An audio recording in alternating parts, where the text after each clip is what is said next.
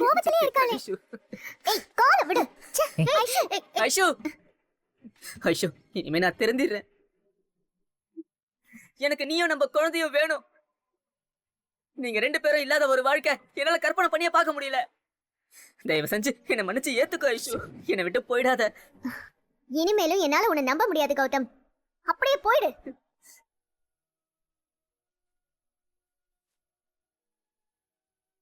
ஐஸ்வர்யா, கோவப்படாத.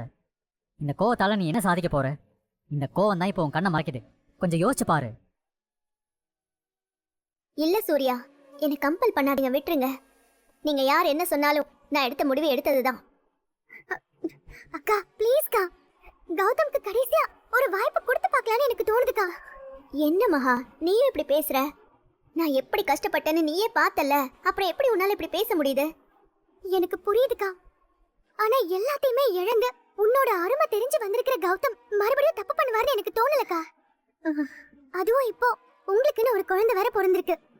அத பார்த்தாவது அவர் மறுபடியும் பழையபடி ஆக மாட்டாருன்னு எனக்கு நம்பிக்கை இருக்கு. இங்க பாருக்கா, இப்ப நீ மட்டும் கௌதம மன்னிச்சு ஏத்துக்கலனா அப்புறம் உன் குழந்தைக்கு அப்பா இல்லாம போயிடும். ஃபியூச்சர்ல அந்த குழந்தையோட எதிர்காலத்தை நினைச்சு பாரு. அப்பா